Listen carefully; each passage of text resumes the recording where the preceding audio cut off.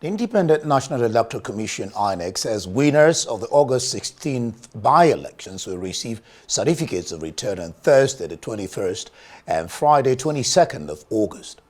INEC National Commissioner for Information, Sam Olumeko, says National Assembly members-elect will be presented their certificates in Abuja, while State Assembly members-elect will receive theirs at INEC state offices. The statement further clarifies that winners of the two court-ordered State Assembly rerun elections in Kano and Enugu have been declared. INEC says it will conclude the Kauranamoda South State constituency election of Zamfara State on Thursday, 21st of August, 2025. Well, as INEC gets set to present certificates of returns to winners of the by-elections across the 12 states of the Federation amid claims of election malpractice, sabotage, and harassment by the APC and the ADC, the governor of Anambra State, Professor Chukwuma Soludo, joins me on Arise Prime Time to look at the by-election in Anambra and the build-up to the November 8 election, among other issues. Glad to have you join us on Prime Time, Your Excellency. Hello? Yeah, thank you very much. Yeah, glad to have you. Are you hearing me? I can hear you loud and clear. I can hear you. Yeah, it's really a pleasure. All right. Thank you. Glad to have you too. Well, let's start with a burning issue in your state, the disgraceful, degrading, and inhumane maltreatment by the Anambra security outfit. Now you have Udogachi and Agone Chemba on the NYSC lady. That's unacceptable in this age. Have those responsible been apprehended? Thank you very much indeed, and thanks for this opportunity to clarify this.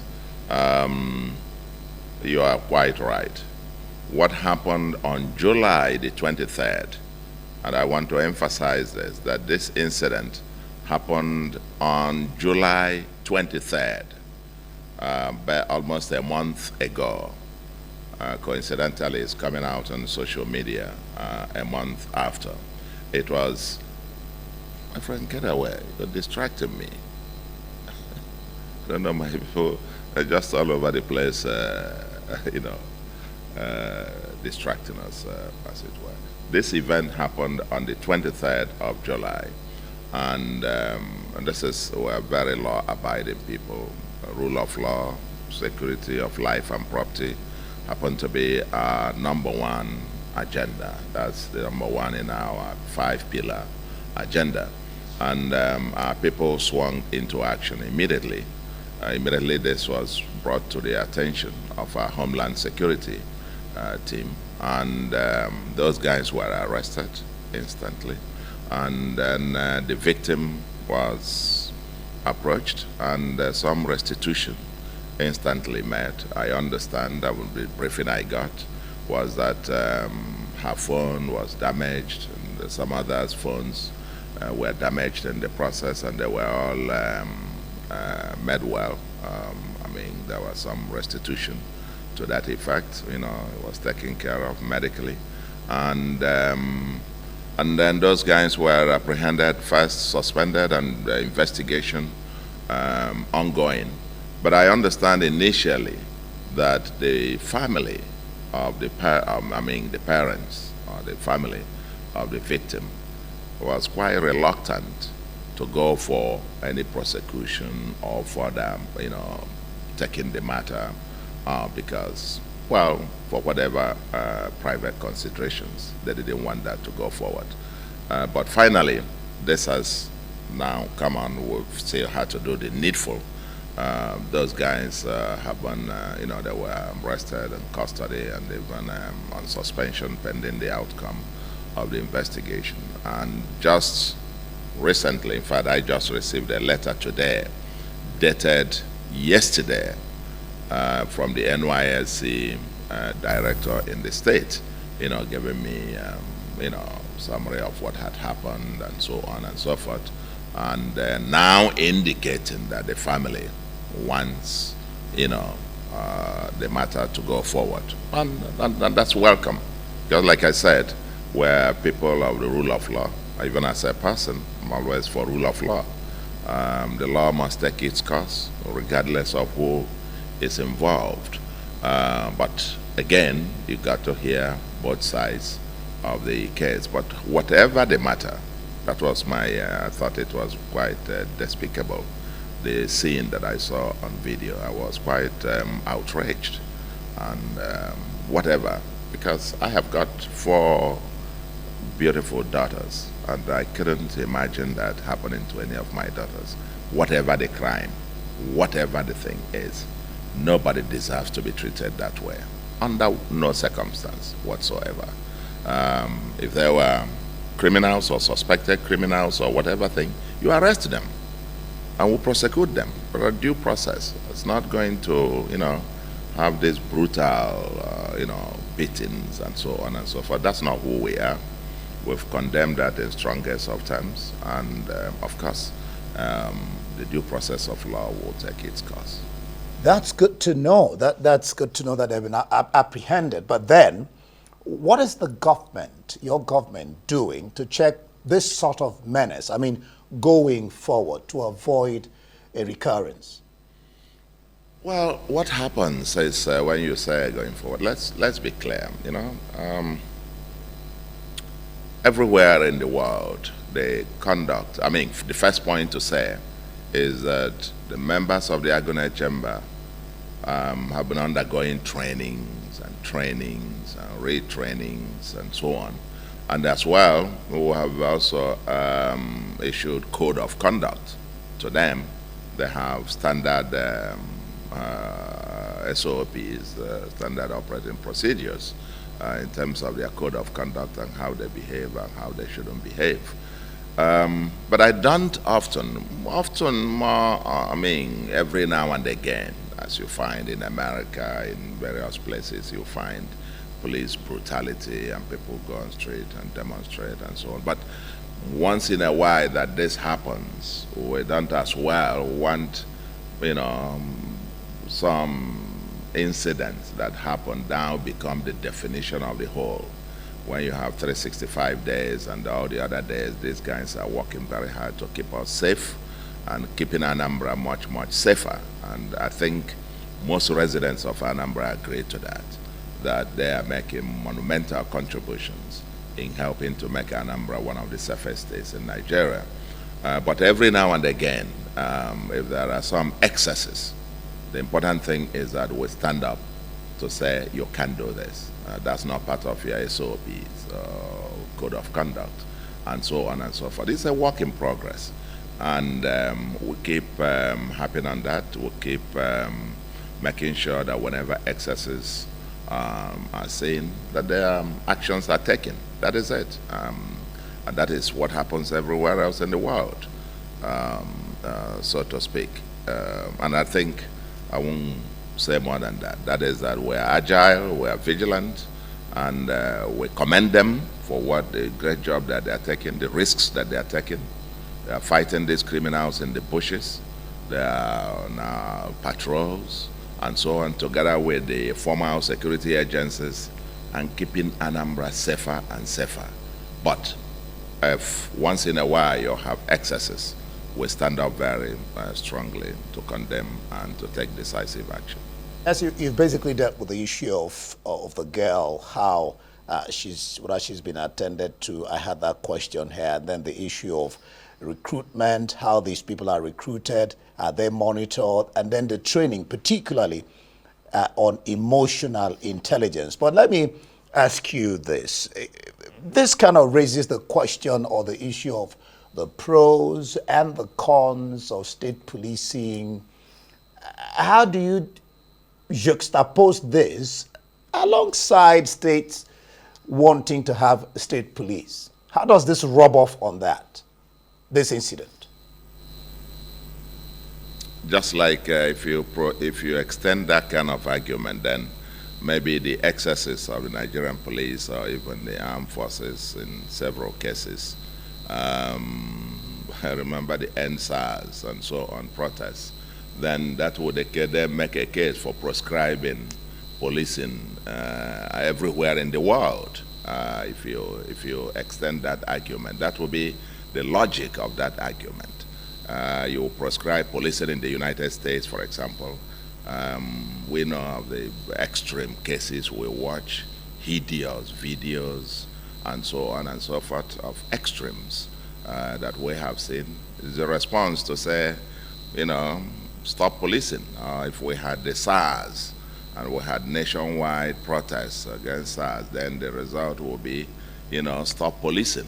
I mean, that's as it were. Like I said, every human institution of such nature, especially people with arms, once in a while, everywhere, you find some excesses.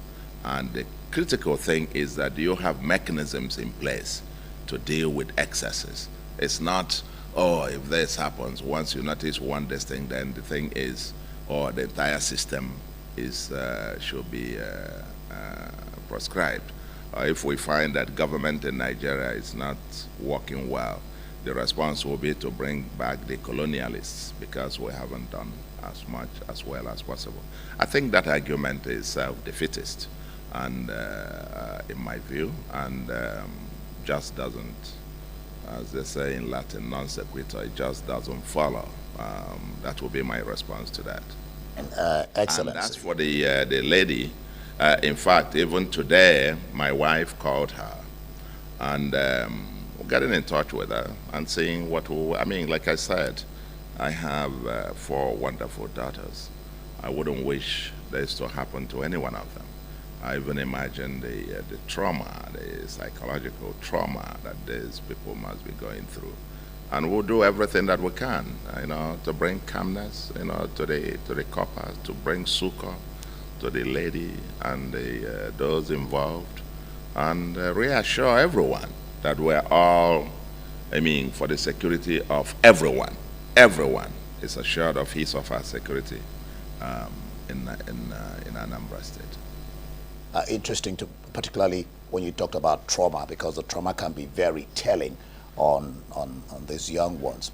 Well, let's now discuss this issue. You said any politician pledging to serve 1 term must have some mental problem and needs to undergo a psychiatric test. And how can anyone with a functioning brain say that? That's what you said. If I'm wrong, you correct me. Don't you think the statement is, in a way, inflammatory and quite unbecoming of a governor of your stature? I mean, former central bank governor, former minister, now the governor of Anambra State. Respond to those statements you made. I hope that this isn't because I thought you invited me to discuss something more substantive. I didn't think. We'll discuss everything concerning your government. Please, just let me, because I also can tell you no comment on this, and then go to the next question. But let me respond to that.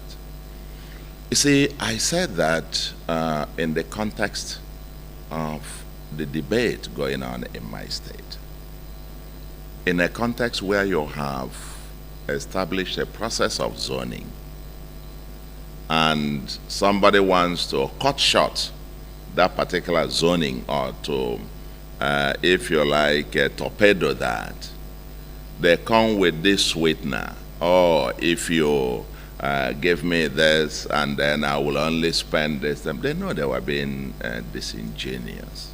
They came with that argument in 2017 when my predecessor was running for a 2nd term. They came here and telling Anambra people, some people promising us, including some people on the terrain today. Anambra people were quick to see through the disingenuity of that, of that kind of promise, and of course voted massively for APGA. We won 21 over 21 local governments in that election. Nobody bought that crap, as it were. And now again, we are in for another election. And some people are again emerging in the same state. I am from the south, and the north just finished, handed over to the south, and the south will serve its term, and then it will go to central. And now some people from the south senatorial zone are showing up because they realize that it does just that. Because they say, oh, don't worry, if you vote for me, so they are swimming against the tide. Oh, if you vote for me, I will spend only one term. I will spend only one term. Meanwhile, you see the manifesto that they are rolling out. You realize that even if they were to spend even 20 years, they wouldn't even scratch it. I mean, it's just, I don't know how to describe it. So you're just taking the people to be, you're just playing on the people's intelligence. You just think everybody is a fool. You just think, sorry. If anybody saying that, it's either is just being deliberately deceitful, okay, or there might be something not working right upstairs to take the entire people of Anambra State as fools, you know, to think that the entire people are fools, not to see through the lie, not to see through the deception, then the person must have a mental issue. All right. Like I said earlier, the central bank governor, not a minister, just to correct that as we go on. Well, don't you believe, Excellency, that longevity in office is not particularly a mark of success, rather purposeful, accountable service? Don't you believe in that axiom? I must tell you that it is both. Just tell me, I mean, and the same people, let's even escalate it, but I don't want to distract from the purpose of this particular interview. But if you escalate it and you see people, you know, you quote China, you quote Singapore, you quote Malaysia, transformations of Dubai, and you quote and so on and so forth. I will tell you, in those instances, you see a one-to-one, I mean, almost more than 90% correlation between longevity in office and ability to implement long-term transformational change, as it were. Now, how long is enough? That's, an interesting debate, whether 4 years or so, and especially if anyone who has been in office, who had a chance to stay for 4 years and leave, is coming up and the person spent 4 years and ran for another 4 years. You go back to the person's record to be able, that's what we call in economics credibility. So you make a commitment that you must be credible. What did you even achieve in your first 4 years when you were there? Because you have been there. If you extend it logically, I mean, I'm talking nationwide, some people saying this, and you ask them, what did you do in your 4 years as when you were governor or that and so on? Why did you seek for a second term? Why didn't you effect the magic in your 4 years to demonstrate as an illustration that, 4 years you could do the magic? Now, after serving 8 years there, and still not enough, you still have left quantum unfinished business. Now you come and tell Nigerians and anywhere else, in Anambra State, for example, you are going to fix the entire problems of Anambra within your manifesto, because these guys also have their manifesto. You look at what they are promising, and you realize that none of it can be done in 6 years. None. So, you see, it's good that you pointed to my history. I have been around a little bit. I've been governor of Central Bank. I've been chief economic advisor to President Obasanjo. I was the de facto minister of national planning.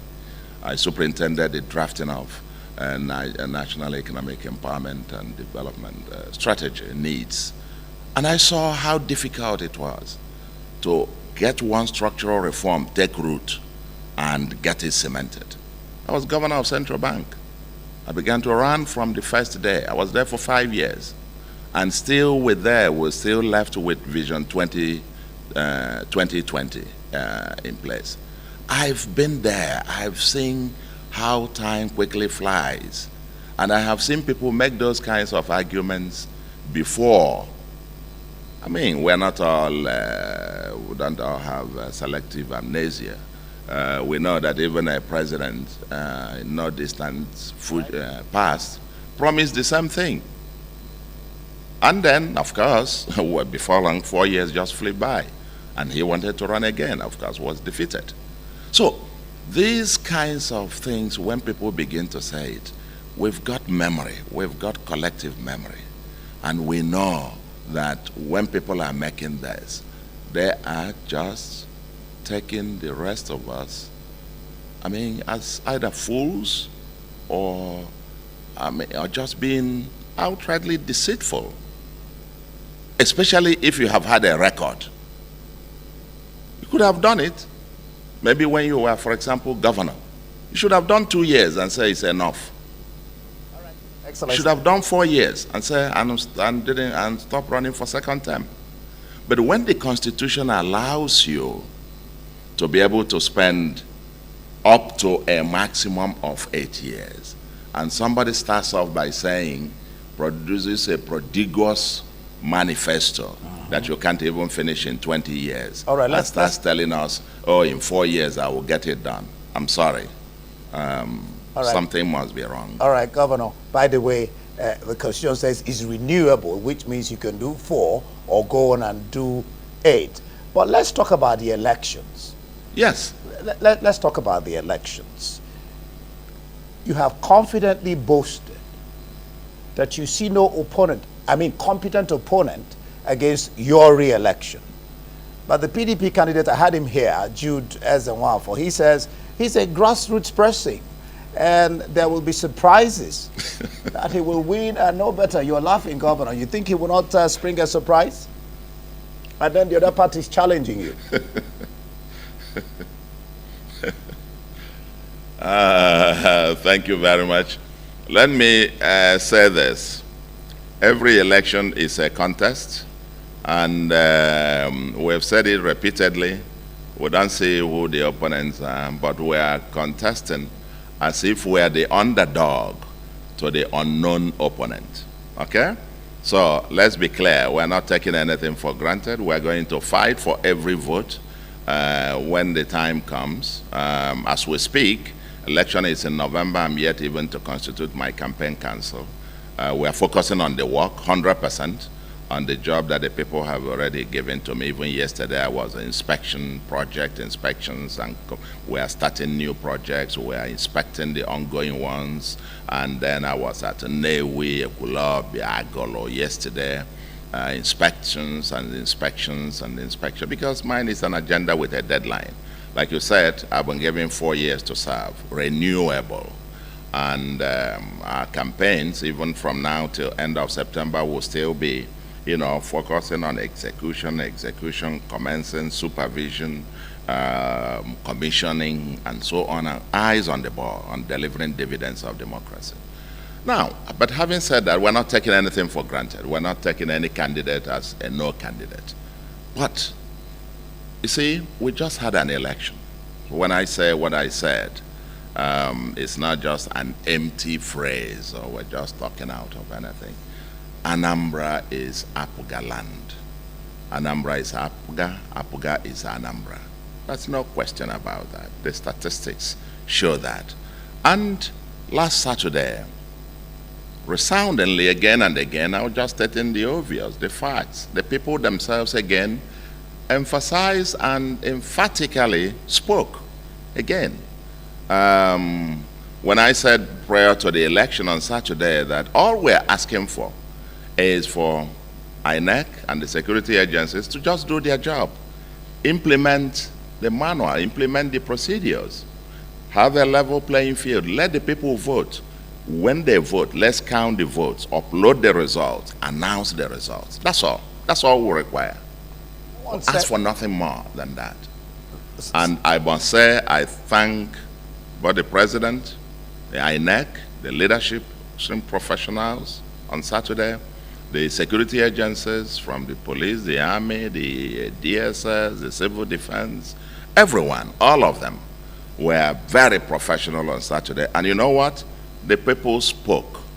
And somebody said, It was the APC candidate before the election who said it was going to be a mock exam, as it were, a mock election, to be able to evaluate how November was going to go. And they even said it was a do or die battle for them. And all I said was, listen, let's just go and do it. On the day of the election, I was taking a nap. I just went and voted and went back to my house and in village. I thought that was a good day to rest and take a nap. And I did. I was slept that afternoon while voting was going on, because I had confidence that, I mean, once it is the people that vote. And what was the outcome? In the two elections, House of Assembly, with the allied forces that came for us, we still won the 8 wards in question, literally almost all the polling units for that House of Assembly. Apoga took it with about 77%. For the for the Senate, I happen to come from, the same senatorial zone as most of the other candidates for the election. APC candidate, ADC candidate, Labour Party candidate, YPP, no, except YPP candidate. All the others, everybody from the same zone. And I said, let the people vote. And they spoke very loudly. We won 75% of the wards. We won 100% of, we won 75% of the votes.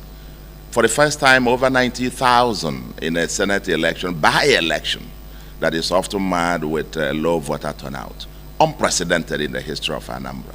We got 90-something thousand votes. Then you have over 90,000 votes. Then for the, even won all the wards. Even polling units, I'm told we only lost about 11, which is about 99.5% of the polling units. We won. So when I say that, I'm not saying what Soludo thinks. We are de facto the consensus candidate of the Anambra for this particular, for the forthcoming election. And all we ask, and that's what we say to the people, they are carrying on the campaign by themselves, communities, traditional institutions, let me help you there. Let me help you there, Governor. Yes. Let me help you there. I mean, you talked about doing well. Emmanuel Nwachukwu is the first elected senator of Anambra South on the platform of APGA since the creation of the party. I'm sure that makes you very happy. But we will come to your visit to the president. But let's talk about some of your achievements. The talk in Anambra is that you have quite some mileage in achievement in Anambra State, especially without borrowing. Now, how did you manage this without borrowing, and what's really driving you?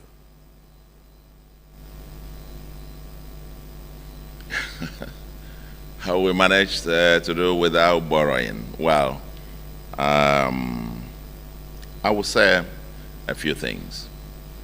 First and foremost, the background is also important. With every sense of modesty, when I came in and I saw the state of public finance almost on a path of unsustainability, and part of our first functions was actually to bring back public finance in proper perspective and to get it on a sustainable path. If with my background in finance, banking, economics, advised and consulted for over 20 international development and financial institutions, former chief economic advisor, head of national planning, former governor of central bank, and I can't even manage finances of small finances of a small, Anambra state. And I will feel terrible myself. So we put the public finance back in order, but extreme prudence, having our priorities clear and going value for money. Our mantra in Anambra is doing more with less. And we'll set our priorities clear, but let me be clear. It's not that there is anything intrinsically or philosophically or in principle wrong with borrowing. We've set standards about borrowing and criteria for borrowing. A, we're only going to borrow largely for bankable projects, projects that have possibility of paying back the loan in the future. Number two, we said that we will prefer to borrow on concessional terms if we need to. Now that we are beginning to, we're putting a large, big ticket projects ready on the bankability path. For example, we have a master plan. We've got the CPCS of Canada to help us develop a rail master plan for the state. We're now going through financing options for that. That's way beyond the ability of the state, both from our federation account and the internally generated revenue to finance. Of course, you need financing to do that. Now, packaged and designed 3 brand new cities to get on stream. And we're looking at the economics. We're working with the Afrexim Bank and so on and so forth, and trying to finalize quite a few things.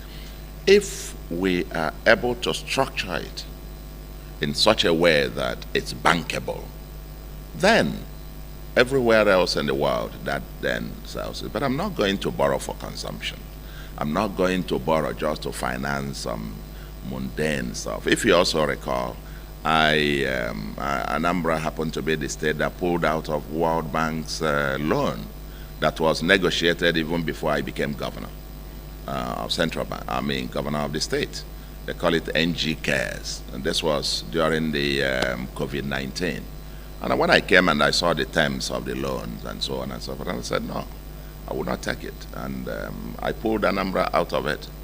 I think last year they shared about 438 billion or something. Anambra was the only state that didn't receive it. We didn't receive a dime of it. All right, Governor. And even recently, I think about 50 billion or so has been shared. Anambra still didn't receive any.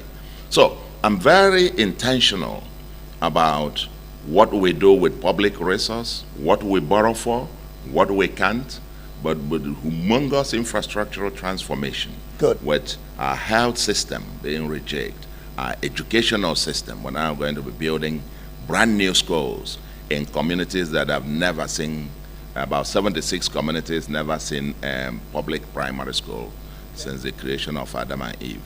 And we're now going to start getting primary schools in those communities and secondary schools as it were. Yes. But like I said, we will borrow under certain strict conditions. Okay, but the revolution is on, okay, and will continue with or without it. All right.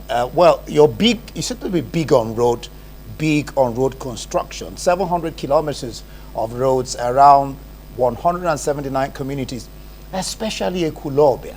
You want to talk about this transformation of what they have called in certain circles regeneration of Ekulobia, that city. And then what the former Commonwealth Secretary General, he called the new government house, he called it a mini city, and actually compared it to Asorok. And I am feeling, isn't that an exaggeration from Anyoku? Well, I invite you to come to Anambra and come to the lighthouse. Coincidentally, we call it, we don't call it government house. We call it the lighthouse. Anambra is the light of the nation. So our place where the government house is sitting on about 28 hectares of land with 57 structures in the place. You come here and say it. And when you come, I'll even take you to our theater that can seat 1,250 persons. We're building to last. We're building this for generations, 100 years, 200 years, 500 years to come. That this will be the seat of government where services will be delivered to the people. It's not built for Soludo or even for the next 50 years. It's building to last. Now, you talk about roads. Yes, we're very strong. It's not even 700, we're over 800 now kilometers of road. And if you even add the ones we're doing in 0 potholes, getting kilometers of roads that were done, because in this part of the world, we're not good with maintenance. We have almost 700 kilometers of road put back on track just by fixing the potholes and ditches on them as it were. But We are linking up everywhere and intentional about urban regeneration. Okpoko, the biggest urban slum, if not in Nigeria, but at least in the southeast, is now what they call New Heaven for them. Everything there, roads, street lights. That's where you have over 500,000 people, seated. Pipe-borne water for the first time, a general hospital that they never had before, and the children's schools being refurbished and so on and so forth. Now, Ekulobia, we're very deliberate about it. We're going to do a documentary on that to really show what it is to transform a dead city and give it back life, to become from desolation to green. And yesterday I was there on the inspection, as it were. It's quite phenomenal what has happened there. I was at Nnewi yesterday, and as I drove around and came and I was cracking my head with my team, we're having a small team on the urban regeneration of Nnewi. It's another case study that we must crack. Is it at Nobi? I mean, every person from Anambra will tell you about the Afon Nobi that has become, you come out, we are stuck there every Christmas season when our people are home for 5-6 hours. You are stuck one place. We are going to break that jinx and open it up. And as it were, we're actually going to be relocating much of that market, a large chunk of it. And the dual carriageways will realize that in the next 20 years, you won't be able to move around in Anambra without intentionally having multi-lane highways. So we have, major federal highways in Anambra and state roads, all the trunk A, federal and state. We've built them out for dualization. Well, crisscrossing the ones all from Amobia, all through Ekulobia, down to the boundary with Akokwa in Imo State. Then another from Agolo, down to Nnewi, from Nnewi to Ozobolo to Okija, bouncing off Onitsha Owerri Expressway, and then several others. You go to Trans-Nkisi, now doing a boulevard there. We're just intentionally trying to demonstrate what it should be, what it should look like, what a modern city should look like. Anambra has the highest population density after Lagos. We have population density after Lagos. We have the second smallest landmass after Lagos. So in a large sense, we have parallels. If we don't think through long term, what we're doing today ought to have happened 60 years ago. But today is still good that we're having a very bold, audacious beginning. And we're quite confident that in the coming months and years, what we'll see in Anambra would have been laying that foundation, intentionally laying that foundation. Remember our vision of Anambra becoming the African Dubai, Taiwan, Silicon Valley. Like you said, you haven't talked about our tech. Tech city, the innovation district. I'm afraid that's all we can take in this particular, maybe some other time. I was even going to talk about your nickname, Oluwatuegu, but I don't have time to discuss that. That's what you're being called in circles, Oluwatuegu. You would have explained. You must talk about Oluwatuegu. No. Anyway, some other time. Yeah, some other time. I'll be more than glad. Some other time. Thank you so much. You haven't called me that, because since you can call Oluwatuegu, it tells me that you know about it. Some things are happening here. All right, thank you. And the people are happy. That's the most important thing. Thank you so much, Your Excellency. Thank you. Governor Chukwuma Soludo, for being on Arise Prime Time. Thank you very much. Always a pleasure. All right.